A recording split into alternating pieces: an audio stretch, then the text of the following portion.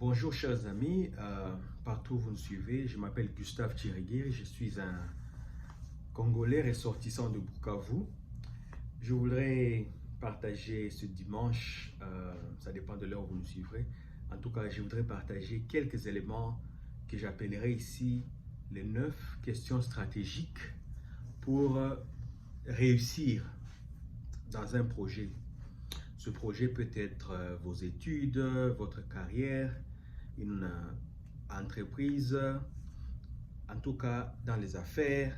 Et je trouve que ceci, je l'ai appris tout récemment d'un de mes coachs. Et je trouve que ça s'applique donc dans des situations de ma vie où j'ai aussi quand même trouvé une certaine, comme on dit, réussite ou une percée par rapport à ce que je cherchais à accomplir.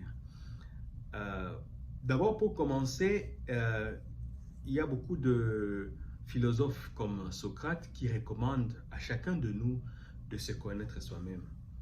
Que vous devez connaître vos points forts, vos points faibles et connaître ce qui anime ou allume votre passion, ce qui vous pousse à l'action, ce qui vous excite, de sorte à ce que vous puissiez trouver cet alignement entre vos forces, vos points forts, votre passion et l'action ou la suite des actions que vous allez poser pour arriver à cette excellence dans ce que vous voulez réaliser.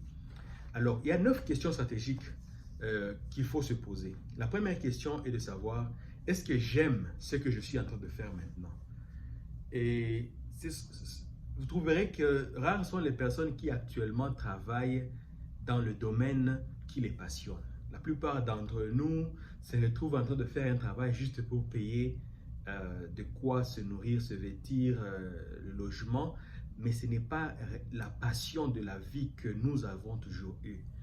Et ça c'est qu'une façon de se limiter parce qu'on ne pourra jamais atteindre l'excellence dans un domaine où on n'est pas très passionné. La deuxième question à se poser est de savoir qu'est-ce que j'aimerais vraiment faire? Quel est ce domaine dans lequel j'aimerais vraiment évoluer et travailler? Et ça, c'est une question pertinente qui nécessite un certain examen de soi, voir où est-ce que l'on est, qu'est-ce qui nous a toujours animés, comme j'ai dit au début, qu'est-ce qui nous a toujours motivés à faire quelque chose un peu plus, tenir plus longtemps, parce que quand vous êtes passionné, vous pouvez faire cette activité pendant plus longtemps avec beaucoup d'énergie sans vous sentir trop fatigué par rapport à d'autres où vous êtes obligé à le faire mais vous n'êtes pas passionné. Alors, il y a une autre question maintenant qu'il faut se poser qui est la troisième, est de savoir est-ce que je suis capable de faire ce que je voudrais faire? Et la question là est très critique parce que vous vous retrouverez ici en train d'envisager faire une certaine activité ou réussir à un certain niveau, mais vous avez des limitations dans certaines capacités. Par exemple, quelqu'un qui aimerait être un auteur, écrire des livres ou présenter des conférences, faire des films, cette personne doit d'abord avoir perfectionné son art de communication, son art de son écriture, et participer ou même régulièrement affûter ses atouts qu'il compte utiliser. Alors vous devez examiner et dire est-ce qu'à ce stade où je me trouve, suis-je capable de réellement accomplir ce que je voudrais faire? Et une autre question, c'est toujours clarifier les motivations. Pourquoi je voudrais faire ce que je veux faire? Il y a des gens qui travaillent dur parce qu'ils disent que oui, je veux faire ceci pour ma famille, je veux que mes enfants, ma femme, mes parents ou mes frères soient dans de bonnes conditions. Il y en a qui travaillent dur parce qu'une personne les a aidés dans la vie et ils souhaiteraient faire quelque chose de significatif pour cette personne pendant qu'elle est encore en vie. Il y en a qui sont motivés parce qu'ils ont grandi dans des contextes où il n'y a pas la paix dans leur pays. Ils voudraient contribuer à l'édification d'une société équitable où il y a la paix et la prospérité pour tous. Il y a différents motifs, mais en tout cas, le motif doit être quelque chose de fort, non seulement dans votre imagination, mais émotionnellement également, vous êtes trop attaché à voir cette chose se réaliser, de sorte à ce que ça vous anime. Parce que si vos motivations ne sont pas bonnes, vous ne saurez pas vaincre les obstacles qui sont inévitables sur chaque voie qu'on choisit dans la vie. Donc, il faudrait arriver à dire oui, je veux réaliser ce film pour, disons, raconter l'histoire de ces personnes victimes de ceci et de cela. Sachez qu'il y aura des obstacles, qu'il y aura des atouts, disons, des talents que vous devez d'abord développer et tout cela. Mais si cette motivation qui vous pousse, ou qui vous tire, parce que ça doit être de l'avant, qui vous tire, n'est pas forte, alors vous serez quelque part, chaque fois que vous rencontrerez les obstacles, vous ne saurez pas les surmonter. Mais si vous avez une très grande motivation, vous allez vaincre obstacle après obstacle et vous arriverez à réaliser l'objectif. Troisième question, ou disons cinquième question. Est-ce que je sais ce que je dois faire pour arriver à réaliser ce que je rêve? C'est ce dont nous parlions tout à l'heure. La préparation est très importante. Parce que vous vous dites, oui, je veux réaliser ceci, mais il me manque 1, 2, 3 atouts. Est-ce que je sais comment acquérir comment on appelle ça, les atouts ou bien les skills pour arriver à réaliser cela? S'il me faut une formation, s'il me faut perfectionner l'anglais, s'il me faut reprendre les études pour acquérir ce diplôme-là, des choses comme ça, ou bien m'associer avec quelqu'un qui fait déjà cela. D'ailleurs, c'est la question qui va suivre. Est-ce que je connais des personnes qui font ce que moi j'aimerais faire? Parce que dans la vie, on ne réinvente pas la roue. Si tu veux jouer bien au foot, il y a des grands footballeurs, peut-être déjà dans ton quartier, des gens à qui tu peux te référer pour voir leur régime d'entraînement, leur alimentation, leurs habitudes, pour que tu puisses développer les mêmes styles de vie.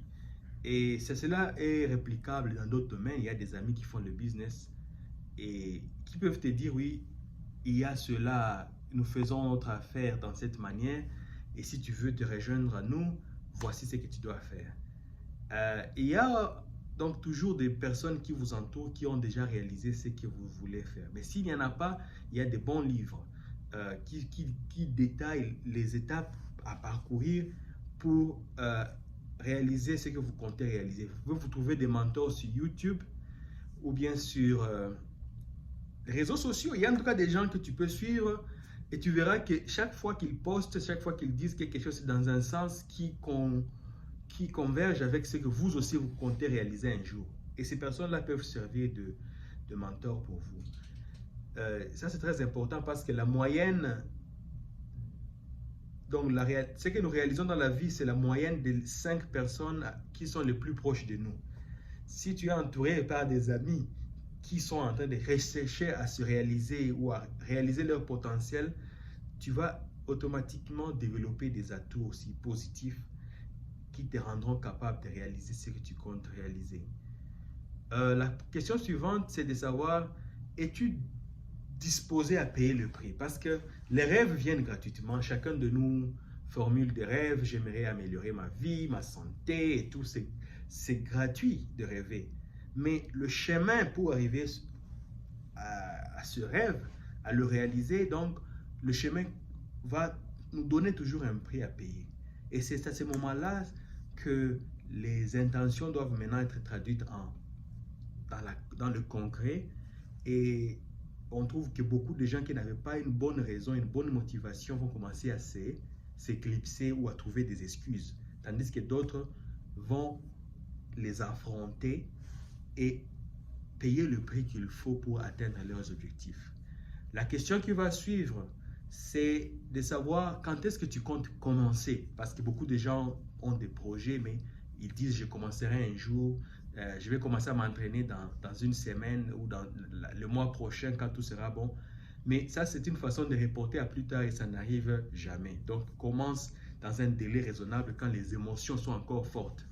La question qui se va suivre, donc, et peut-être la plus finale, est de savoir comment est-ce que les choses seront quand je vais arriver à cet objectif. Parce que si tu n'as pas une image mentale du résultat final, comment vas-tu soutenir les efforts de changement de chaque jour?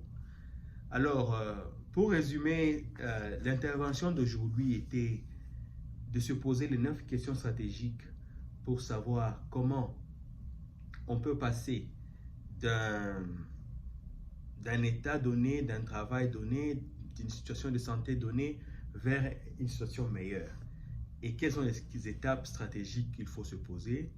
Je crois que cette vidéo va t'édifier. Mets dans le commentaire tes propres avis. Je suis très ouvert aux commentaires. J'aime bien que nous soyons une communauté qui réfléchit sur la manière de tirer le meilleur de cette seule vie que Dieu nous donne.